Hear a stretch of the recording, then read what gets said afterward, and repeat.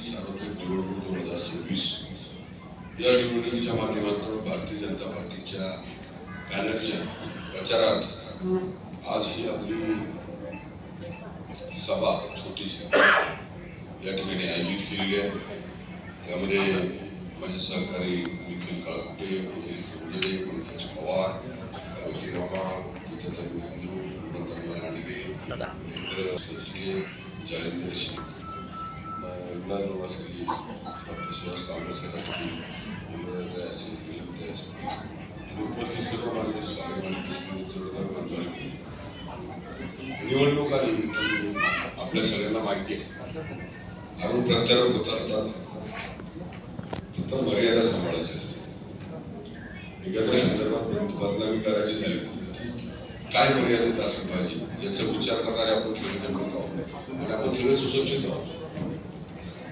जर मर्यादा फारच ओलांडली तर मग त्या आरोपांना किंवा त्या आरोपांना काय अर्थ लागत नाही। अशा संदर्भातली निवडणूक आता आपण डोळ्याने पाहतो। मागच्या 15 दिवसापासून नुसते आरोप दुसरं काहीच नाही। त्या आरोपांना कुठल्याही प्रकारचा अर्थ नाही। अशा प्रकारचे आरोप आता आपण इंदूर शहरामध्ये पाहतो। जास्त वेळ गेला नाही तर माझे 2-3 प्रश्नांतर मी माझ्या भाषणाला सुरुवात करतो। प्राधिकरण सेक्टर 1 पासून सेक्टर 12 पर्यंत आता आपण प्राधिकरण सेक्टर मध्ये राहतात सगळ्यांनी हात वर प्राधिकरण सेक्टर मध्ये राहणारे सगळ्यांनी हात वर सगळे प्राधिकरण सेक्टर मध्ये राहतात सगळे। आता मग बघा आम्ही काय केले ते आमच्या सरकारने मी इथला भूमिपुत्र आहे। इथं 80 बिल्डिंग या जुन्या 1982 ला जुन्या प्राधिकरणाने बांधल्या।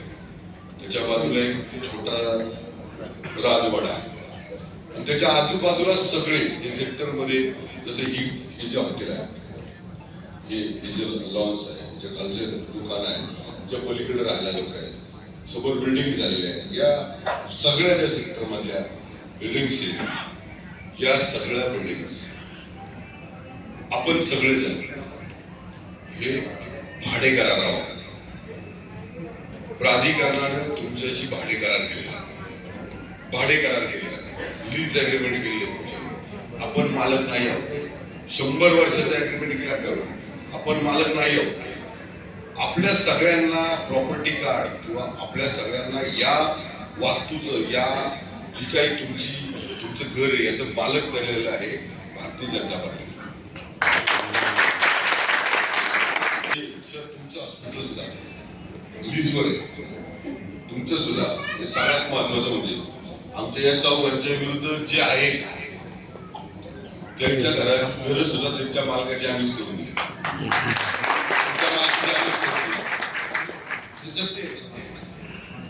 हे सत्य प्राधिकरण अस्तित्वात झाल्यापासून आतापर्यंत त्यांनी नाही म्हणाले। काल आमचे मुख्यमंत्री आदरणीय देवेंद्र आपले लाडके मुख्यमंत्री देवाभाऊंनी आकुर्डीमध्ये जाहीरपणे सांगितलं आपल्याला माहिती सेक्टर नंबर 1 पासून 48 पर्यंत किती मालमत्ता या फ्रीहोल्ड झाल्या 98,000 पेक्षा जास्त 98,000 पेक्षा जास्त यांचा फक्त लीज अग्रीमेंट होता, भाडे करार होता। तो करार कॅन्सल करण्याचं काम आणि आपल्याला मालक करण्याचं काम हे आदरणीय देवाभाऊंनी राज्य सरकारच्या माध्यमातून केले आणि त्याची लक्षवेधी मांडणारा मी आहे। 2014च्या निवडून माझ्या अगोदर आमदार नव्हतं ना, 2014च्या अगोदर राज्यात कोणाचं सरकार होतं, केंद्रात कोणाचं सरकार होतं। या सगळ्या गोष्टी म्हणजे आपल्या सगळ्यांना विचार करण्यासारखे आहेत। आता विचार करण्यासारखे काय होते आपल्याकडे कोणतरी येतो चुकीचं काहीतरी बोलतो, मी अमुक करेल तमुक करेल धमुक करेल हे करेल ते करेल। जर या बिल्डिंग फ्री होल्ड झाल्या नसत्या 80 बिल्डिंग जे आहेत त्या फ्री होल्ड झाल्या नसत्या, राजवाडा फ्री होल्ड झाला नसता, इथले आमच्या आजूबाजूची सगळी लोक फ्री होल्ड झालेली असती तर आपण ही भाड्याच्याच घरात राहत होतो ना। 1982 ला झालेल्या त्या 80 बिल्डिंग आज 1982 पासून तर आतापर्यंत ते 18 आणि 26 40 वर्ष झाली। 40 वर्ष झाली। 40 वर्षामध्ये 40 वर्षामध्ये कुठलंही बिल्डिंग त्याचं स्ट्रक्चरल ऑडिट केलं जातं, बांधकामाचं ऑडिट केलं जातं, त्या बांधकामाची पाहणी केली जाते की त्याच्यामध्ये आपण जे वापरलेलं स्टील आहे, त्याच्यामध्ये वापरलेलं सिमेंट आहे, याची काय आताची परिस्थिती आहे. आणि कधी कधी अचानक असा काहीतरी अपघात घडतो, ती बिल्डिंग पूर्ण कोलॅप्स पडते आणि मग त्याच्यामध्ये राहणारे लोक विनाकारण म्हणजे यांच्या निष्काळजीपणामुळे, ज्यांनी राज्य केलं त्यांच्या निष्काळजीपणामुळे आपले प्राण गमावले जातात, घराच्या घरात मोकळे होतात. अशा वेळेस महेश लांडगेनं, भारतीय जनता पार्टीनं, आम्ही इलाज नम्रताताईनं, आम्ही सगळ्यांनी काय केलं, डॉक्टर साहेबांनी आम्ही काय केलं, या सगळ्या गोष्टी आम्ही करत असताना आम्ही हा विचार केला, जर त्या लोकांचा जीव धोक्यात आहे आणि जर ते भाड्याने राहत आहे, आता तुम्ही मला सांगा, ज्यावेळेस प्राधिकरणानं मला ते घर अलॉट केलं, ते घर मला अलॉट केलं, मला अलॉट केल्यानंतर 1982 ला मला अलॉट केलं. मी मामांना विकलं, मामांनी आमच्या निलमताईला विकलं, निलमताईंनी सुहासरांनी तिकडं अशी लाईन 10 लोकांना विकलं. पण आज पण मालक मीच आहे, आज पण मालक मीच आहे प्राधिकरणात. पण घर आहे योगेश अप्पाच्या हातात. मग योगेश अप्पाला जोपर्यंत माझी एनओसी मिळत नाही तोपर्यंत तो मालक होता. आणि त्याला जर माझी एनओसी पाहिजे असेल तर त्याला शेजारी पंकजची घ्यायला लागेल, पंकजला निखिलची घ्यायला लागेल, निखिलला अनिलची घ्यायला लागेल, अनिलला विलास भाऊची घ्यायला लागेल, विलास भाऊला सुहासची घ्यायला लागेल, सुहास सरांना मामाची घ्यायला लागेल आणि मग मामाची माझ्या. मग मी काय करणार, अशी एक तुम्हाला ती एक थेअरी सांगली. आता ज्या लोकांनी या घराच्या संदर्भामध्ये अशा प्रकारचे 10 मालक झाले, त्या लोकांना आज सुद्धा भगवंतदार मूळ मालक असल्यामुळे त्यांना तशा पद्धतीचा अधिकार नाही, त्यांना रिडेव्हलपचा अधिकार नाही. मग आम्ही काय केलं, आता ज्याच्या ताब्यात घर, त्याच्यात जो भगवंतदार आहे त्याला मालक करण्यासंदर्भातला निर्णय आम्ही घेतोय. फायदा कुणा जाणार आहे म्हणजे ज्या माणसांनी शेवटच्या माणसांनी पै जमा करून घर तयार घेतलं त्या माणसाचा. तुम्ही ज्यावेळेस 12.5% किंवा प्राधिकरणामध्ये ज्या प्लॉट्स घेतले, जी घरं बांधली, सेक्टर नंबर 6 मध्ये असेल, 4 मध्ये असेल, 9 मध्ये असेल, 10 मध्ये असेल, 11 मध्ये असेल, 12 मध्ये असेल, इकडे 1 मध्ये असेल, 2 मध्ये असेल, 3 मध्ये असेल, या सेक्टरमध्ये जेव्हा तुम्ही घरं घेतली त्यावेळेस तुमचे आत्ता पण डॉक्युमेंट तुम्ही जाऊन पहा, तुमचं हे ना लीज अग्रीमेंट आहे, तुमचा भाडेकरार. हा भाडेकरार कॅन्सल करायचा, हा भाडेकरार कॅन्सल करून तिथं राहणारा माणूस हा मालक करण्याचं धाडस भारतीय जनता पार्टीच्या माध्यमातून आम्ही केले.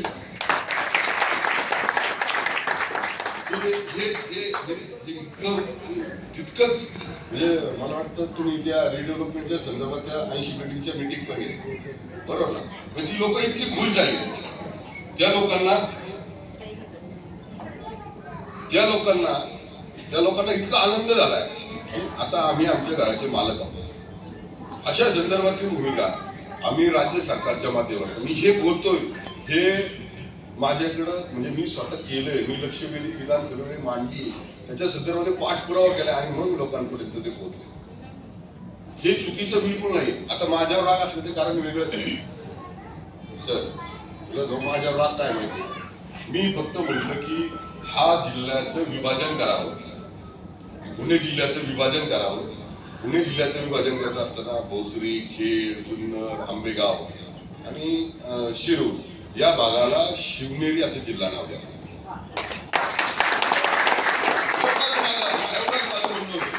एवढंच माझं म्हणणं होतं. जिल्ह्याचं विस्तार वाढला. आता आपल्या शहराची लोकसंख्या 30 लाखाच्या पुढे, अजून एक 5-6 वर्षांनी 40 लाख 50 लाखापर्यंत, अजून एक पुढे 10-12 वर्ष 1 कोटीपर्यंत. आणि सगळ्यात महत्वाचं काय आहे, या पिंपरी चिंचवड शहरामध्ये भोसरी मतदारसंघामध्ये आपण जिल्ह्याला दर्जा मिळाल्यानंतर जिल्ह्याला जे ऑफिसेस लागतात, जिल्ह्याचे कलेक्टर ऑफिस असेल, पोलीस आयुक्त सेपरेट पाहिजे, सगळ्या महसूलचे ऑफिस आहेत, त्या संदर्भातली आपण तयारी चालू केली. माझी मागणी चुकीची नव्हती, माझी मागणी एवढीच होती की आपण सगळ्यांनी विचार करावा. जसं पुणे जिल्हा म्हणून पूर्ण या आजूबाजूचे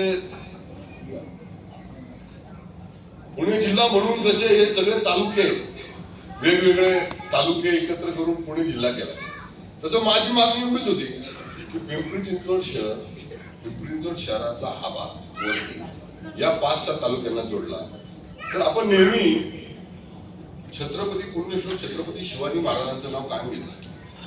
त्यांची जन्मभूमी असलेली शिवनेरी त्या शिवनेरीच्या नावानं हा नवीन जिल्हा तयार करावा अशी मागणी मी केली. तेव्हापासून माझं त्यांच्या म्हणजे माझ्याबद्दल त्यांच्या मनात त्यांच्या डोळ्यात काळं दिसायला. मी काय चुकीची मागणी केली तुम्ही सांगा? नाही. मी काय चुकीची मागणी केली सांगा?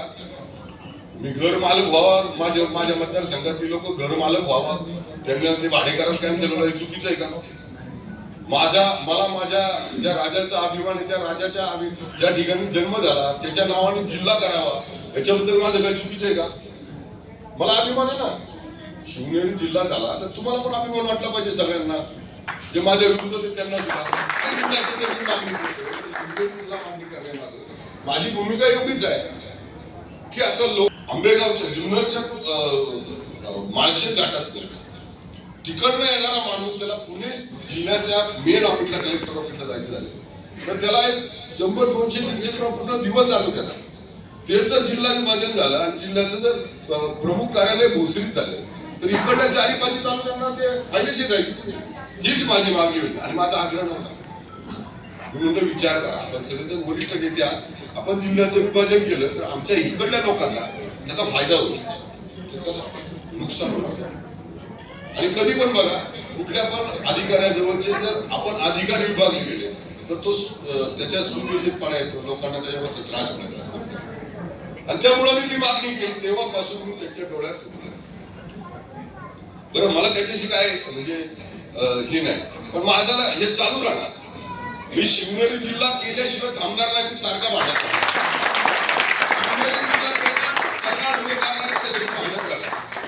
तेव्हा जोपर्यंत मला तर तुम्ही जवळ ओळखता, मी एखादी गोष्ट मनावर घेतली ठीक आहे, मला एकदा लोक म्हणजे एकदा अधिकारी लोक म्हणतील नाही, 2दा म्हणतील नाही, 3दा म्हणतील नाही, पण जोपर्यंत मी या राजकारणात आहे, जोपर्यंत त्या सभागृहात मी जाणार तोपर्यंत शिवनेरी जिल्हा करणार ही मागणी महेश डांगे करणार. मला अभिमान आहे. आज लोकांना जर जी घरात लोकांचं लीज अग्रीमेंट आहे ते मालक होते तर मला आनंद आहे. जी लोक आज माझ्या या परिसरात राहतात, आम्हाला ज्याचा अभिमान आहे छत्रपती शिवाजी महाराजांचा त्यांच्या जन्मभूमीच्या नावाने जर जिल्हा होत असेल त्याचा अभिमान आहे मला. आज आम्ही धर्मवीर छत्रपती संभाजी महाराजांचं जगातलं सगळ्यात मोठं शिल्प तयार केलं. या ठिकाणी या महाराष्ट्रातल्या भारतातल्या प्रत्येक ठिकाणचा माणूस इथे नतमस्तक आहे. भारतातलं सगळ्यात पहिलं संविधान भवन